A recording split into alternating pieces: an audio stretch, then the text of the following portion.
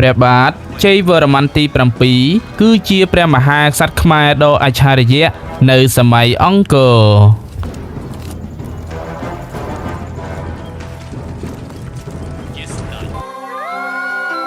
សូមប្រិយមិត្តទាំងអស់គ្នាមេត្តាជួយ Subscribe Channel YouTube មរតកខ្មែរម្នាក់មួយផងដើម្បីទទួលបានវីដេអូថ្មីបែបប្រវត្តិសាស្ត្របន្តទៀតសូមអរគុណ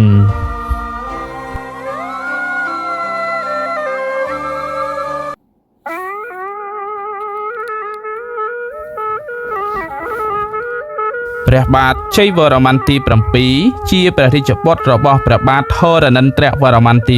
2និងព្រះមាតាព្រះនាមជោទាមនី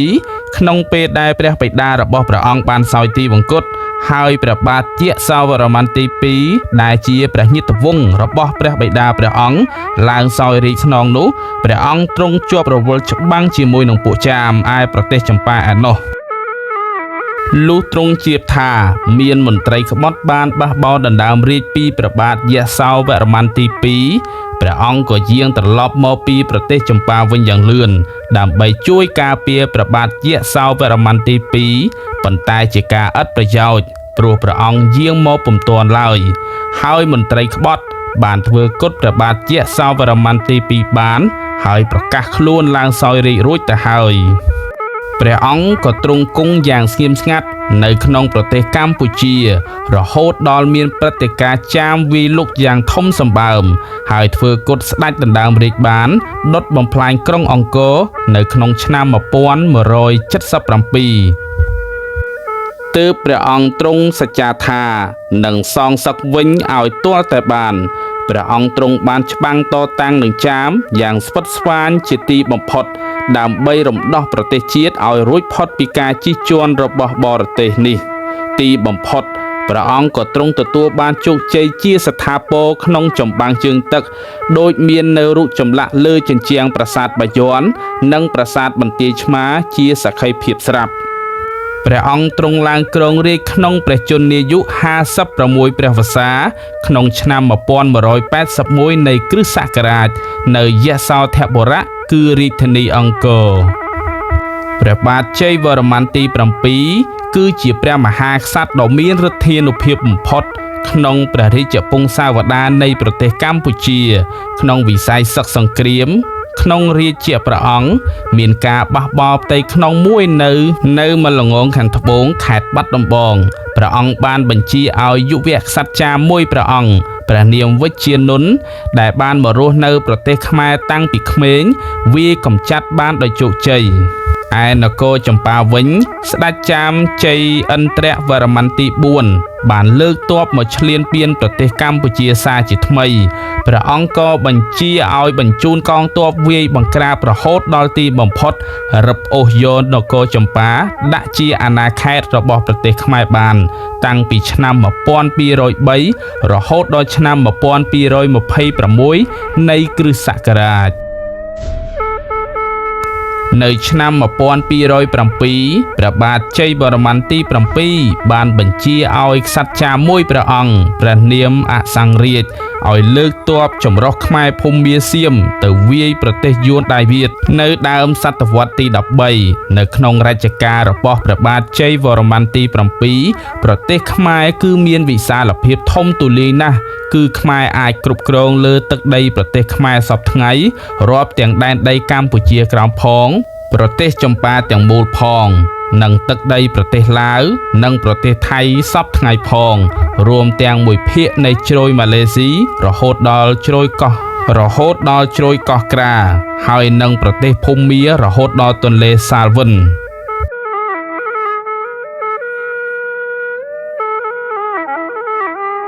នៅក្នុងវិស័យសំណង់វិញព្រះបាទជ័យវរ្ម័នទី7ជាព្រះមហាក្សត្រខ្មែរដែលបានកសាងសមិទ្ធផលច្រើនជាងគេបង្អស់ស្នាមព្រះហស្ថចម្បងនៃព្រះបាទជ័យវរ្ម័នទី7គឺការរៀបចំកសាងរាជធានីអង្គរដែលចាមបានវាយបំផ្លាញពីឆ្នាំ1177នោះឲ្យបានរៀបរយល្អឡើងវិញដោយមានកំផែងថ្មបាយក្រៀមនិងមានគូទឹកព័ទ្ធជុំវិញមានប្រវែង3គីឡូម៉ែត្រក្នុងមួយជ្រុង មានគោបុរៈគឺទ្វារធំៗចំនួន5និងមានប្រាសាទបាយ័នដែលមានកម្ពូលសុទ្ធតែមានមុខ4ទៀតផងដែលគេជឿថាជាព្រះភ័ក្ត្ររបស់ព្រះពោធិសត្វអវលោកេស្វរៈជាស្នូលកណ្ដាលដែលយើងនិយមហៅថាក្រុងអង្គរទី3នៅជុំវិញក្រុងមានប្រាសាទបន្ទាយក្តីតាព្រំព្រះខ័ននាគពាន់តាសោមគោលក្រោចំណែកនៅតាមខេត្តមានដូចជាប្រាសាទបន្ទាយឆ្មានៅខេត្តបាត់ដំបងវត្តនគរនៅខេត្តកំពង់ចាមតាព្រំបាទីនៅខេត្តតាកែវប្រាសាទជាច្រើនទៀតនៅក្នុងទឹកដីថៃរហូតដល់សព្វថ្ងៃដូចជា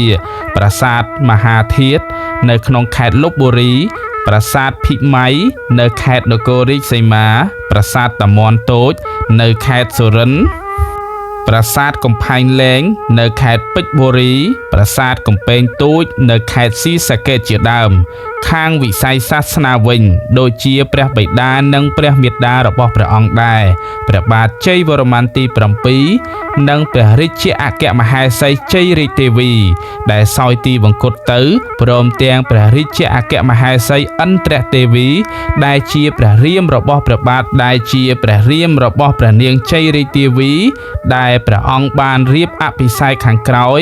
ហើយជាមហាក្សត្រីប្រកបដោយចំណេះវិជ្ជាយ៉ាងជ្រាលជ្រៅជាទីបំផុតសុទ្ធតែជាពុទ្ធសាសនិកជនយ៉ាងប្តូរផ្ដាច់ជាទីបំផុតព្រះអង្គគោរពនៅព្រះពុទ្ធសាសនាមហាយានពិសេសគឺគោរពបូជាព្រះពោធិសត្វអវលោកេស្វរៈឬលោកេស្វរៈបើទោះបីជាព្រះអង្គគោរពកាន់នៅព្រះពុទ្ធសាសនាមែនប៉ុន្តែព្រះអង្គក៏បានជួយផ្គត់ផ្គង់ថែរក្សាការពារព្រហ្មញ្ញសាសនាឲ្យបានរីកចម្រើនផងដែរប្រាសាទភ្នំទាំងឡាយដែលបានកសាងក្នុងរាជស្ដេចអង្គមុនតម្កល់លឹងទេវរាជដែលបានតម្កល់នៅក្នុងប្រាសាទអង្គរវត្តនៃព្រះបាទសូរ្យវរ្ម័នទី2ព្រះបដិមាព្រះវិស្ណុប្រាសាទបាយ័នដែលជាស្នូលនៃអង្គរទី3ត្រូវបានព្រះបាទជ័យវរ្ម័នទី7តម្កល់ព្រះបដិមាពុទ្ធរាជក្នុងមួយព្រះអង្គយ៉ាងធំសម្បើមមានកម្ពស់ជិត4ម៉ែត្រឯកសារខ្លះថាដល់ទៅ9ម៉ែត្រព្រះបាទជ័យវរ្ម័នទី7ទ្រង់ជាព្រះមហាក្សត្រប្រកបដោយទសពរាជធម៌និងមានព្រហ្មវិហារធម៌សន្តោសប្រោះប្រណីអស់សពសត្វដោយសិលាចារឹកនិងមន្ទីរពេទ្យរបស់ព្រះអង្គបានចែងថាជំងឺរបស់ប្រជារាស្ត្រធ្វើឲ្យព្រះអង្គឈឺចាប់ជាងជំងឺផ្ទាល់ខ្លួនរបស់ព្រះអង្គទៅទៀតព្រោះថាគឺសេចក្តីឈឺចាប់សាធារណៈនេះហើយជាសេចក្តីឈឺចាប់របស់ព្រះរាជាពុំមែនសេចក្តីឈឺចាប់ផ្ទាល់ខ្លួនទេដែលធ្វើឲ្យព្រះអង្គឈឺចាប់នោះដោយសារព្រះគតិបណ្ឌិតខាងលើនេះព្រះអង្គបានកសាងមន្ទីរពេទ្យចំនួន107កន្លែងនៅក្នុងផ្ទៃប្រទេសទាំងមូលដែលមនុស្សក្នុងវណ្ណៈទាំង4អាចចូលព្យាបាលនៅជំងឺរោគាបានដូចគ្នាព្រមទាំងសាលាសំណាក់ឬធម្មសភាចំនួន121កន្លែងនៅតាមបណ្ដាផ្លូវធំនៃអាណាចក្រថែមទៀតផងព្រះបាទជ័យវរ្ម័នទី7ទ្រង់ឡើងគ្រងរាជ្យនៅឆ្នាំ1181គេមិនបានដឹងច្បាស់ថាព្រះអង្គចូលទីវង្គតនៅឆ្នាំណាពិតប្រាកដទេគេគ្រាន់តែសង្ស័យថាព្រះអង្គទំនងជាបានសោយរាជសម្បត្តិដល់ឆ្នាំ1218នៃគ្រិស្តសករាជហើយមុនពេលដែលព្រះអង្គសុគតទៅទ្រង់បានទទួលព្រះមរណនាមថាព្រះមហាបរមសៅគតបន្ទាប់ពីប្រិយមិត្តទាំងអស់គ្នាបានស្ដាប់ការអត្ថាធិប្បាយអំពីព្រះរាជាវប្រវត្តិរបស់ព្រះបាទជ័យវរ្ម័នទី7រួចមកហើយនេះតើប្រិយមិត្តទាំងអស់គ្នាមានការយល់និងមានទស្សនៈយល់យ៉ាងណាដែរ